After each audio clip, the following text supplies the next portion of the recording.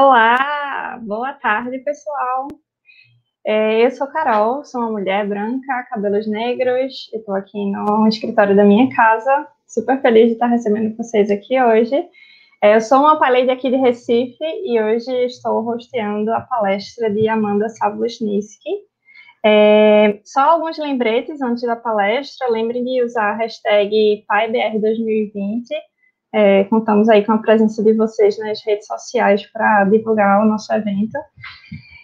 O nome da palestra de agora vai ser Essa Documentação Só Falta Falar, escrevendo, revisando e testando, isso mesmo, documentação para usuários finais. A palestrante vai ser a Amanda, e uma mini bio aqui dela é que a Amanda é desenvolvedora full stack na Vinta Software.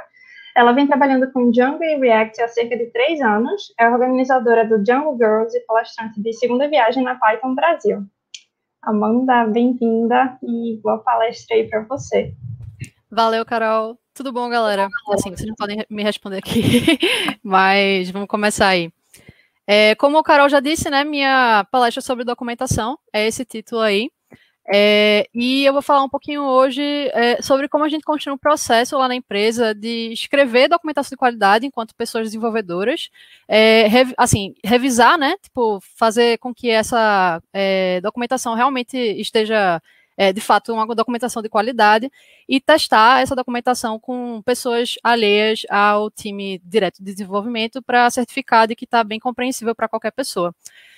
Como já foi falado, né, meu nome é Amanda, eu sou Full Stack Developer na Vinta Software, eu sou de Recife, Pernambuco, sou paileira e organizadora do Django Girls, venho trabalhando há 3 anos com desenvolvimento web e sou palestrante de segunda viagem na PaiBR.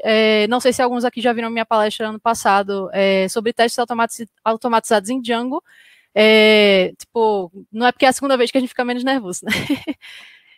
Então tá, aí estão minhas redes sociais, para quem quiser entrar em contato depois, eu sou bem responsiva, então tipo, podem aí mandar e-mail, mandar um tweet, etc. Quem ficar com vergonha também de perguntar, tipo, pode mandar aí que é tranquilo, eu respondo de boa. Tá, vamos começar com um pouquinho de contexto, né? Então, tipo, tudo começou quando eu estava trabalhando num projeto B2B, ou seja, assim, de empresas para empresas, em que, tipo, assim, estava crescendo muito rápido, os módulos estavam crescendo muito rápido e, assim, a gente não estava conseguindo acompanhar bem o ritmo de crescimento com a documentação. O projeto estava escalando rapidamente, tanto em módulos, parte do sistema, quanto em clientes, e tinha muito pouca documentação escrita, assim, tipo, como os módulos aumentaram em quantidade, tipo, a gente tinha documentação que cobria a primeira parte ali, tipo, a versão beta, assim, do sistema, e aí, tipo, acabou que meio que essa documentação foi ficando defasada com o tempo, porque não existia nenhum processo de criação ou atualização daquela documentação. E isso é uma coisa muito ruim, tanto para a gente quanto para os clientes, né? Porque a gente, às vezes, queria consultar alguma coisa, como funcionava uma lógica de negócio, e sempre tinha que ir no código, tipo, nunca tinha uma documentação atualizada legal. E para os clientes, né? Tipo, porque, obviamente, às vezes eles ficavam presos em algumas etapas, assim, em alguns processos, e não conseguiam tirar uma dúvida fácil, né? Então, gerava muito ticket de suporte. A documentação que existia, ela era bem inacessível, ela ficava no WordPress, em que, tipo, era tudo postado como se fosse um blog post, então era 100% horizontal, tipo, não tinha nenhuma coleção de nada, era, tipo, muito difícil de achar as coisas, tipo, para achar qualquer coisa que tinha que dar Ctrl F pelos nomes, tipo, enfim, tava bastante ruim a situação. E aí, por fim, ela também estava bem completa, né, tipo, como já foi mencionado. E aí a gente, assim, até queria melhorar a situação, mas a gente percebeu que não sabia como escrever uma boa documentação. A gente, sei lá, ia lá, escrevia qualquer coisa, tipo, meio na pressa, assim, tipo, tentava cobrir o máximo de casos, mas não tinha um processo, né? E, tipo, quando não tem um processo é muito difícil de se escrever uma coisa com consistência e qualidade. Então, o que aconteceu? A gente sabia que, enquanto pessoa desenvolvedora, tipo, não era necessariamente a nossa atribuição principal escrever documentação, né? Não é à toa que existe uma profissão inteira dedicada a isso, né? De escritor técnico. É uma atribuição, tipo assim, escrever documentação é uma atribuição que é bastante subestimada, tipo, todo mundo acha que é fácil, que é, tipo, só ir lá escrever, mas não é bem assim. Tipo, você escrever uma documentação de qualidade é uma coisa que exige bastante cuidado, bastante técnica para você fazer. Então, a gente viu que a gente precisava suprir essa falta de conhecimento. E aí eu fui colocada para pesquisar um pouquinho durante os meses sobre como fazer boas documentações. E aí, nisso, eu pesquisei sobre algumas boas práticas de documentação. Eu fui me inspirando em boas documentações de outras empresas e produtos, lendo sobre boas práticas, vi muito blog post, vi muito artigo, e no final eu cheguei num resultado entregável, que foi essa checklist aqui, que inclusive está no Dev Checklist, que é um site da Vinta, onde a gente armazena checklists de forma open source. Então, qualquer pessoa pode contribuir lá com uma checklist. Tem checklist de tudo, checklist de tipo project management, tem checklist de desenvolvimento, tem checklist de tudo, basicamente. E aí, tipo, a gente colocou essa minha checklist lá para tipo a gente usar para referência interna e também para ter disponível. Quem quiser dar uma acessada, tá aí o código QR e também tem o Bitly para vocês chegarem lá. E aí, tipo, essa checklist, que é mais, tipo, umas guidelines, visto que não são exatamente coisas para checar, elas ajudaram a gente a, tipo, começar a construir uma documentação mais legal. E aí ela envolvia coisas, tipo, estrutura, tipo, apesar de não ser bem o meu foco, boas práticas, dicas e outras coisas. Quem quiser dar uma olhada, tem várias fontes lá no final também, tipo, para vocês darem uma pesquisada. E aí, tipo, eu gostaria de resumir essa checklist para começar a palestra. A primeira é pense na estrutura. A estrutura é, tipo, uma das partes mais importantes quando você vai escrever documentação.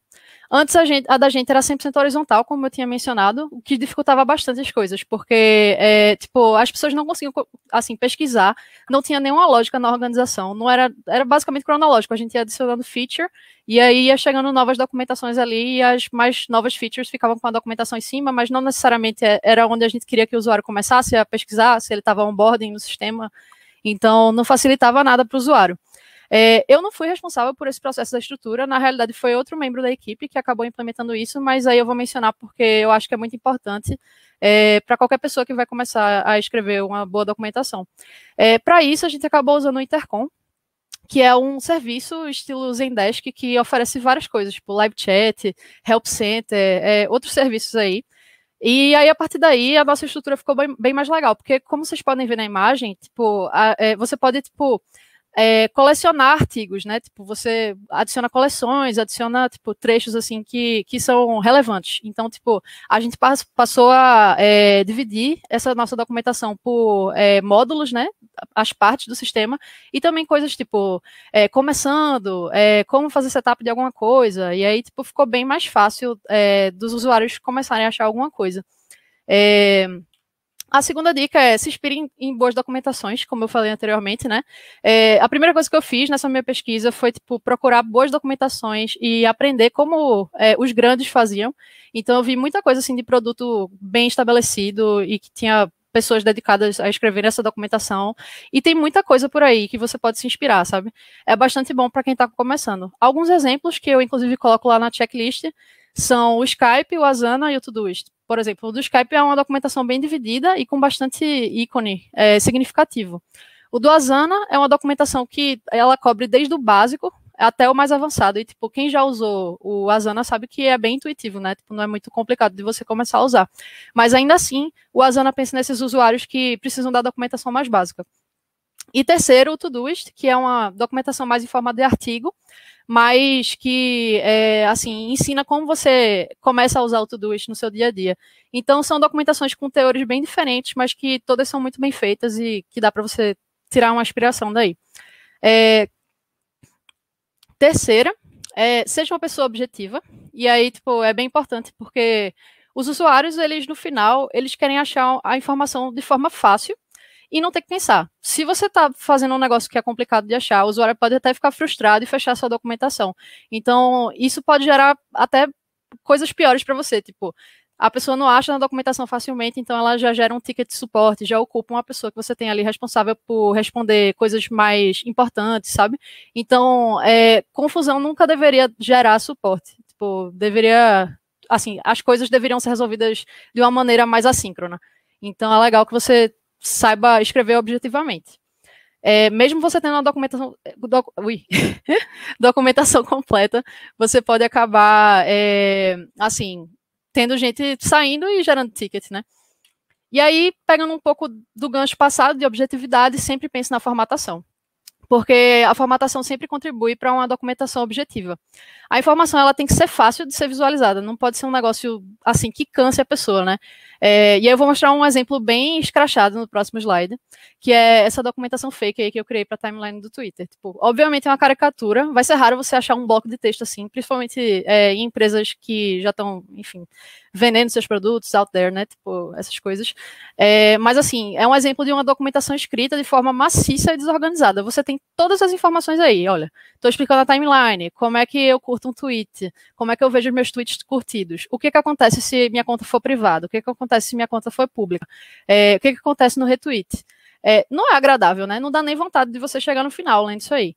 Então, olha só como muda, né? A mesma informação formatada de uma forma mais agradável e mais objetiva. Você olha e de cara você já consegue encontrar a informação que você precisa. Você já sabe onde você vai quando você precisa ver like em tweets, onde você precisa ir quando você precisa ver seus tweets curtidos e para retweetar, né? Então, cada parágrafo ele é granularizado e é objetivo. Você consegue encontrar facilmente as coisas. Tá. Aí essa quinta dica é uma coisa que parece meio besta, mas, tipo, liste todos os comportamentos e edge cases da sua feature quando você estiver construindo sua documentação.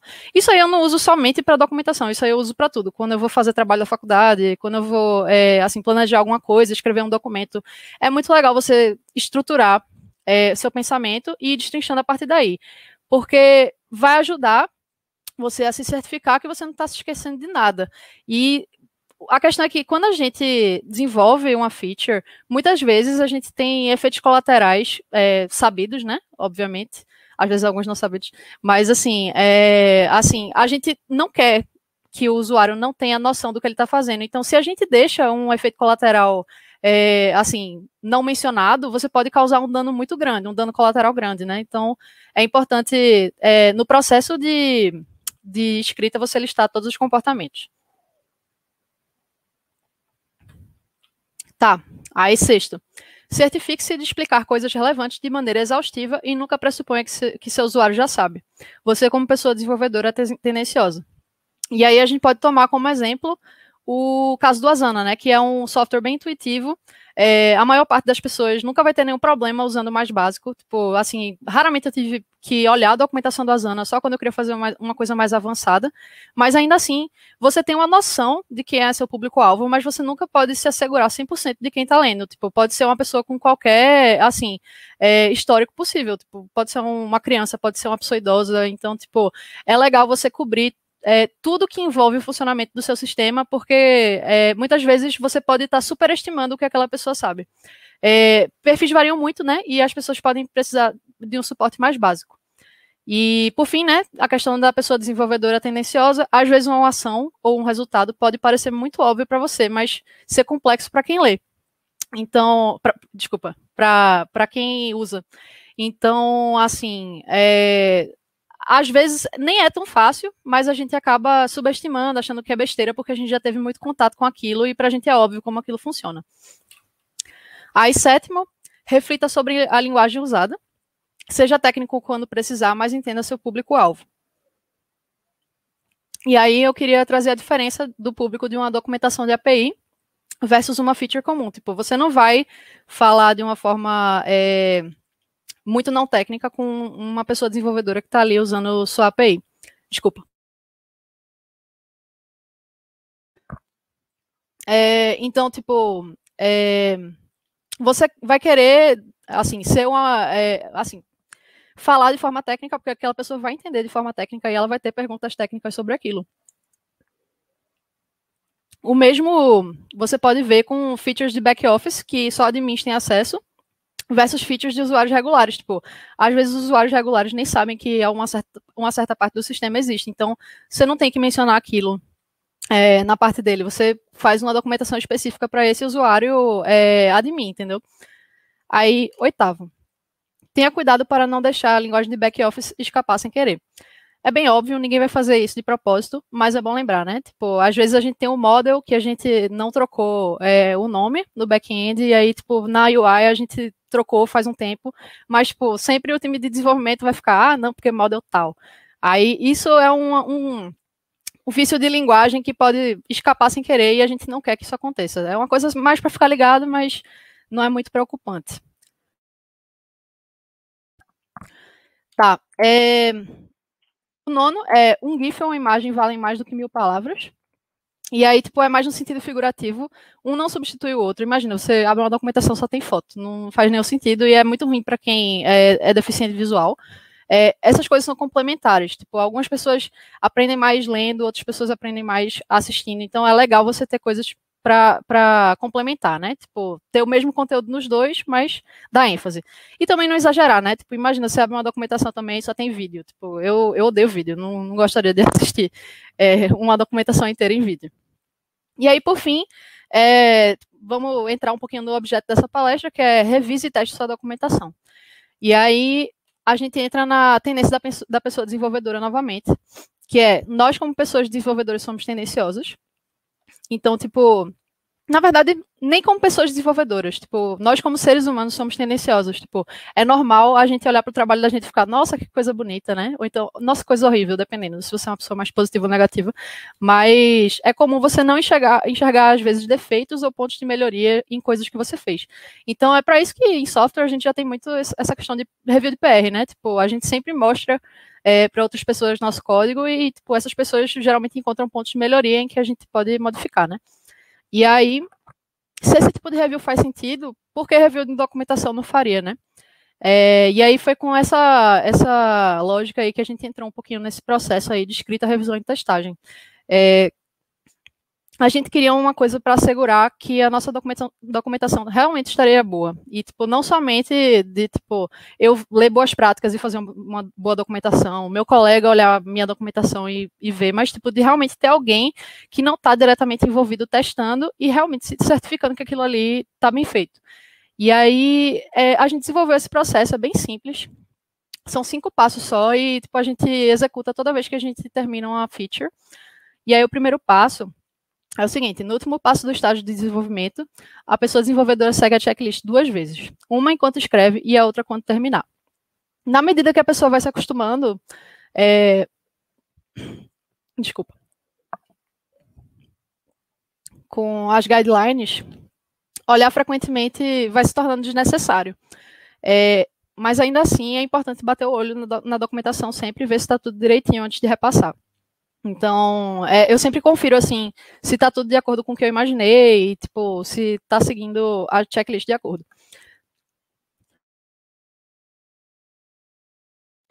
Aí, segundo, após isso, a pessoa desenvolvedora repassa essa documentação para um colega revisar, de preferência outra pessoa desenvolvedora ou designer, e essa pessoa deverá revisar a documentação de acordo com o padrão dessa mesma checklist. E aí é legal pegar uma pessoa que é do seu time, mas não necessariamente teve um envolvimento direto com aquela feature.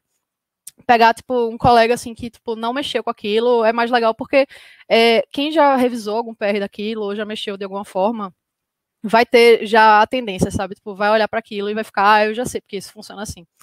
Então, essa pessoa tem que revisar de acordo com aquela checklist, e aí a ideia disso é eliminar as pressuposições e tendências, né? Terceiro, se a documentação estiver de acordo com o padrão, a pessoa desenvolvedora segue para o próximo passo, se não, deverá efetuar as correções. Aí, bem simples aí. Aí, quarto, a pessoa desenvolvedora conduz o processo de testagem de documentação com pessoas de outros times.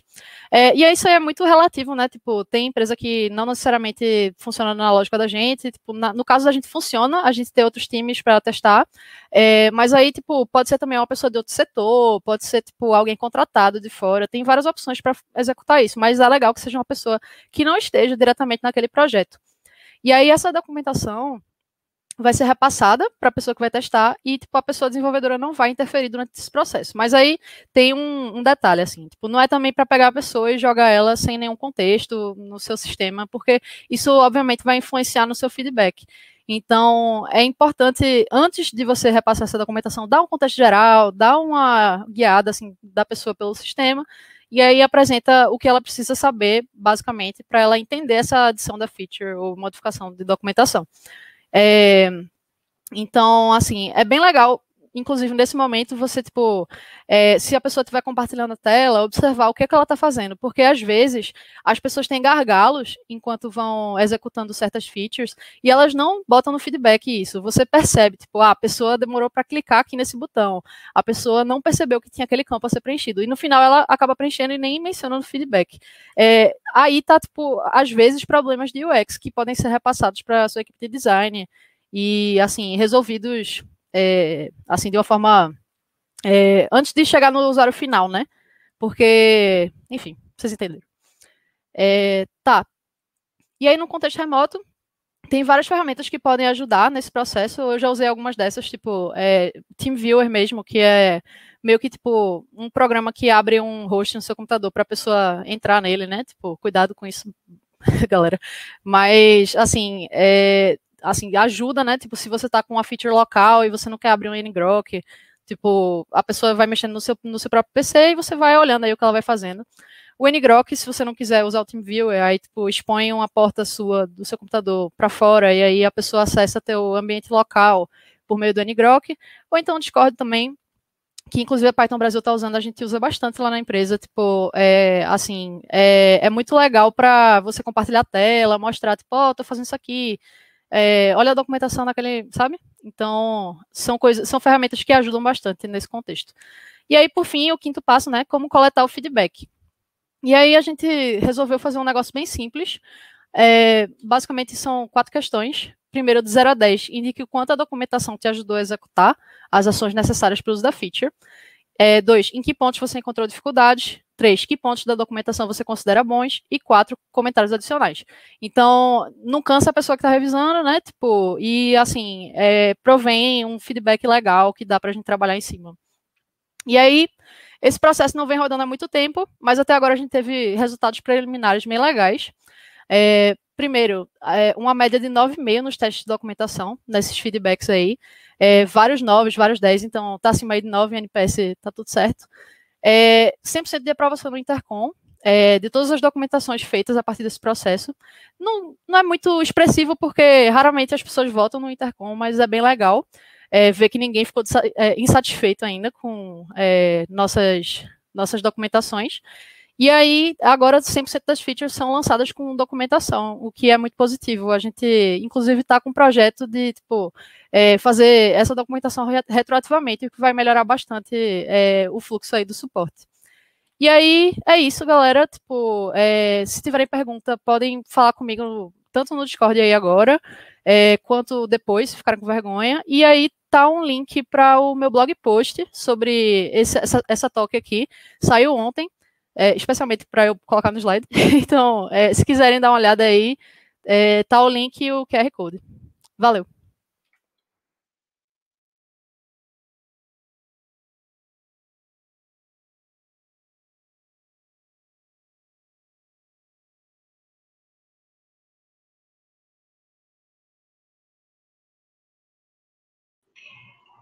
Amanda, muito obrigada. Foi massa. Valeu. Vocês estão ouvindo? Esse é um tema muito... Esse é um tema muito interessante, assim, eu acho que, principalmente, eu tive muito interesse de vir para cá, porque documentação acho que é um tema super polêmico, assim, né? Tem empresa que já tem super estabelecido, tem empresa que está tentando, tem empresa que não tem, que, tipo, a documentação são as pessoas, e isso é bem complicado. Tem algumas perguntas aqui no Discord, eu vou te fazer agora. Tem a primeira pergunta: como incentivar meu time a manter a documentação atualizada? Então, eu acho que, tipo, para você incentivar o time, acho que só tem um caminho, tipo, fazer que seja parte do processo. Tipo, é difícil você ter uma sprint apertada e aí, tipo, você vai colocar ainda por cima da documentação. Tipo, documentação não é uma coisa que você vai fazer do dia para a noite, né? Tipo, leva tempo, você tem que pensar. Então, não pode ser uma coisa jogada. Tipo, ninguém vai adotar se for uma coisa assim. Então, eu acho que para ter aderência mesmo, tem que fazer parte do processo. Lá na Vinta, tipo, sempre a gente tem pontos da sprint dedicados a escrever a documentação, testar e tal, tudo direitinho, seguir o processo. Aí eu acho que, assim, essa é a situação ideal. Tem uma outra pergunta aqui também, que eu acho que era uma pergunta que eu tinha, mais ou menos. quanto por cento do tempo, assim, energia do projeto você supõe que é dedicado à documentação? E como convencer gerentes e equipes de que a documentação é relevante? Tá, por cento é difícil de dizer, mas assim, eu diria que, tipo, eu passo cerca de, sei lá, 1h30 escrevendo a documentação, eu mando para alguém revisar sincronamente, geralmente a pessoa não leva mais de 20 minutos, e assim, para testar a documentação com uma pessoa externa, sempre é tipo 1 hora. Tipo, assim, porque você tem que dar o contexto, né, do sistema, tipo, dar o contexto mais ou menos do que a pessoa vai ver, e aí, diria que é esse tempo aí. Em relação ao gerente, eu não sei te dizer, sinceramente, porque, assim, meu gerente fez parte desse processo e, tipo, a gente entendeu como era importante, porque estava vindo muita coisa de suporte que a gente sabia a resposta, era um negócio meio informal, porque, tipo, todo mundo da equipe sabia, mas não estava escrito em nenhum lugar, sabe? E aí a gente viu que era muito contraprodutivo você continuar, assim, só falando as coisas sempre, respondendo as mesmas perguntas. Tipo, é muito melhor você ter uma coisa já onde as pessoas possam consultar, né? Aí, acho que esse é o argumento, se você quiser trazer um. Tem várias perguntas, vou fazer mais uma. Como garantir a manutenção de documentação de forma que os documentos antigos não fiquem defasados? Pronto, aí eu diria que é processo novamente. Tipo, querendo ou não, você vai ter uma tarefa atribuída àquela refatoração ou àquela adição de feature. Então, quando você mudar ali, você tem que ter na sua cabeça que faz parte do processo você também atualizar a documentação. Que você não está feita a feature até você atualizar a documentação. Realmente é questão de processo. Também tem a de João Pimentel. Alguma dica para melhorar a documentação com base no feedback dos usuários, da mesma forma que fazemos testes de usabilidade? Tipo, esse formulário, ele é muito para você ver onde foram os pontos de fraqueza da sua documentação, né? Então, tipo, as pessoas usando primeiro, né? Como eu disse, você vai olhar como a pessoa está usando. Às vezes ela não vai falar que ela teve dificuldade com alguma coisa, mas você prestou atenção enquanto ela estava executando as ações. E aí já é um feedback para você, tipo, alterar alguma parte que não esteja muito, assim, expressiva. E aí, tipo, também pode rolar da pessoa só falar no feedback escrito mesmo, tipo, olha, essa parte aqui tá confusa, não entendi. Já aconteceu com algumas documentações de falar, ó, melhor aqui, porque não tá muito claro, eu fiz tal ação e aí eu executei, aconteceu outra coisa, não esperava aquilo. É importante que a pessoa que esteja fazendo o feedback seja bem franca em relação a isso. Eu não sei se tu quis dizer em relação a usuários externos, tipo assim, depois que você já botou a sua documentação em produção e aí tá funcionando, aí vai muito da ferramenta. Tipo, eu acredito, se eu não me engano, o Intercom ele tem a opção do usuário dar feedback. Aí você vai coletar um feedback mais orgânico, assim, de usuários que realmente usaram aquilo na vida real e ficaram insatisfeitos, né? Tem mais uma pergunta aqui da Jess. Amanda, você mencionou bastante documentações de exemplo, mas queria saber se chegou a ler algum livro mais formal sobre escrita técnica. E caso tenha lido, pode recomendar? Poxa, aí complicou. Sinceramente, não cheguei a ler livros sobre escrita técnica. Foi um negócio que eu tinha que fazer mais durante o trabalho. Então, eu fui muito atrás de coisa mais objetiva, assim, que eu, tipo, via, assim, dicas, sabe? Então, se você clicar na checklist lá, tem bastante link para blog posts de empresas bem estabelecidas em relação à documentação, como escrever boa documentação, estrutura e tal. Como, assim, não é um negócio que eu sou focada, tipo, eu não cheguei a me aprofundar, mas, tipo, foi um processo que ficou legal pra gente usar no dia a dia da gente como pessoa desenvolvedora, sabe? Além da felicitação aqui da Fauna, ela tem mais uma dúvida de Farias Edu. Alguma dica de como documentar um sistema antiquíssimo feito com tecnologias obsoletas da década de 80, que ainda está em produção e é usado por uma grande base de usuários? Então, né, se você descobrir, eu gostaria muito de saber. Mas, assim, eu acho que, infelizmente, não vai ser a questão da documentação oportunista, né? Vai ser um negócio planejado, em que vocês vão ter que criar um projeto interno de documentação. A gente está passando por uma coisa meio, parcialmente sim, porque a gente tem áreas legado do sistema que não tem documentação, e aí a gente só realmente se planejou para, ao longo do semestre, fazer essas documentações que não existem. Eu não sei se tem milagre, realmente é uma situação muito difícil. Que quando descobrirem isso, vão ganhar muito dinheiro, porque todas as empresas devem querer saber. que todo mundo passa, né, que trabalha com desenvolvimento, passa por algum projeto que é super antigo, e que, tipo, se fulano de tal morrer, ferrou, porque estava tudo ali só com ele. Eu acho que é isso, tem muitos parabéns aqui pela sua palestra, todo mundo adorou. Oh, valeu, galera. Foi Mesmo eu muito quase massa. morrendo uma hora lá de tosse. Desculpa, gente. Eu não estou muito acostumada a falar, assim. Não é, ainda na quarentena, né? A gente desacostumou a falar. Maria. Então, só para avisar vocês que a nossa próxima palestra só volta às 6h20, então agora a gente vai ter um intervalo aí para todo mundo fazer um lanche, tomar uma água. E a próxima palestra vai ser a de Daniele Nazaré, que tem como tema como submeter uma PEP para a comunidade Python. Então, é bem interessante, e se vocês puderem comparecer e mandar perguntas, vai ser bem legal. Amanda, mais uma vez, muito obrigada. Foi massa. Valeu, galera. Obrigada, mas, cara, quando eu vi que era tu, fiquei muito feliz. Foi muito massa mesmo. Muito obrigada. Massa, galera. E até a próxima. Qualquer coisa, podem mandar dúvida para mim nas minhas redes sociais que eu respondo. Eu provavelmente vou entrar numa meeting agora, então depois a gente se fala. Falou.